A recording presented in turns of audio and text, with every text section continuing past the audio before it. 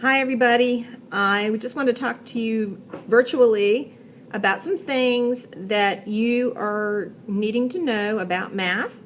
There are four basic areas. Number one, I just want to remind you that I am available to come into your classroom, teach with you, plan with you, reflect with you, answer any questions that you might have, model lessons, whatever I can do. I love being in classrooms, so I hope that you'll take advantage of the time that I'm here on Tuesdays and Wednesdays and set something up with me.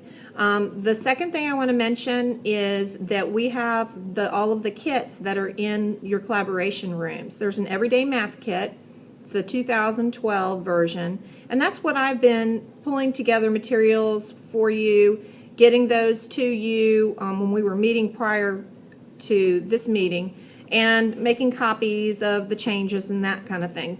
I'm not going to be using our paper resources that way and our printer anymore doing that. What I like to do is get you to look at those materials yourself.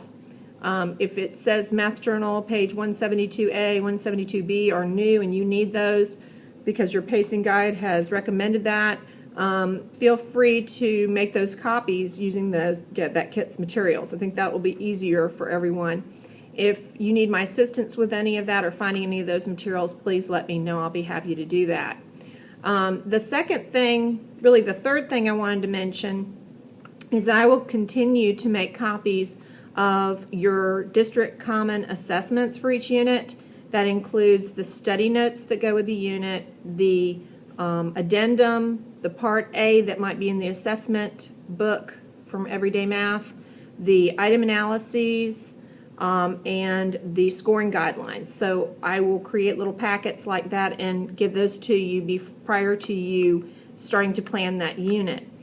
If one person from your grade level will shoot me an email and let me know basically where you are in the unit, I'm following the pacing guide and trying to keep things, basically the target dates, I'm trying to keep those in mind. But if you are ahead of the pacing guide, then you might need those before some other grade level does. So I just need to be able to help you the best way that I can.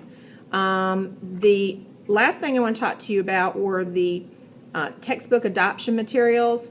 We want to be looking very carefully at those materials. Some of you have asked me which series I like the best, and I really would like to hold off on giving you my opinion. Number one, because I'm not finished looking and reviewing all of those, and second of all, I want to make sure that you form your own opinions.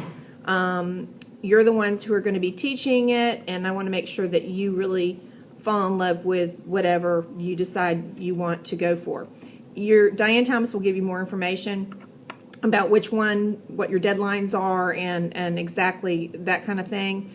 I will say that you want to make sure you're looking for the mathematical practices. You want to make sure there are 8 of them. You want to make sure that you're looking for them. We've talked about mathematical practice 1 and 6. I'd like to just talk to you about mathematical practice 2 and 3 and what you should be looking for in those textbook materials that would match up with those mathematical practices. And if you'll remember, those are standards that we feel all students, Common Core feels that all students should possess in order to become mathematically proficient.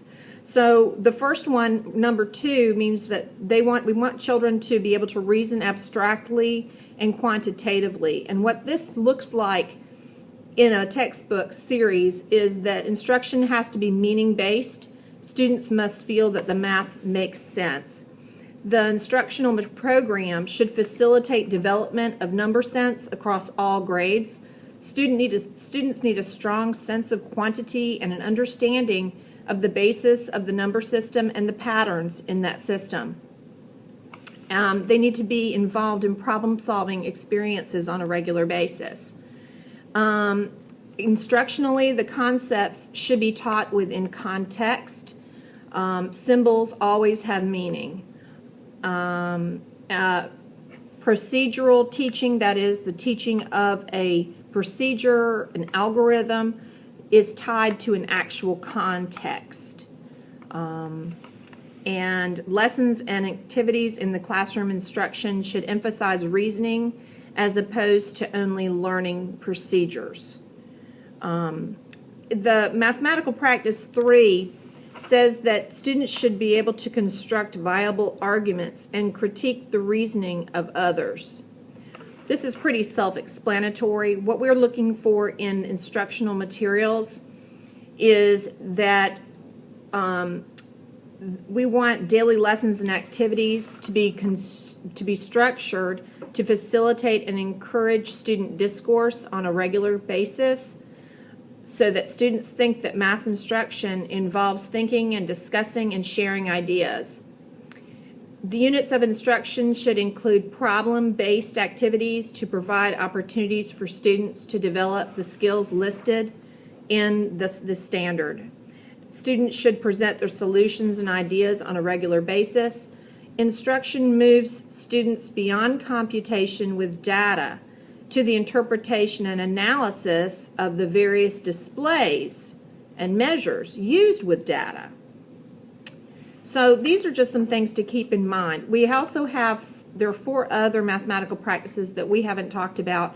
Be looking in the front of the instructional materials that you're reviewing, in the teacher's edition, and also throughout the units and the chapters to see if the authors have included background, professional development for you, and just kind of look at the sequence that the problem solving is in. Just be looking at those kinds of things, and I look forward to getting some feedback from all of you about what you're finding. The one other thing that I will mention is those materials are there for you to try out as well. And what we mean by that is you have your ILT time, you have opportunities to give some differentiated homework assignments. I hope that you'll take advantage of some of the things that you like as you're reviewing and try some of those materials out, because that's a great way for you to decide if you really like a program or not, is by being able to delve into it and look at it more carefully. The materials shouldn't take the place of your regular math instruction with everyday math, but there definitely could be used to provide those differentiation materials, as well as your homework assignments. So be looking at that. So if you have any questions, I know that you know where I am. I'm in 309, and I look forward to seeing you around the creek.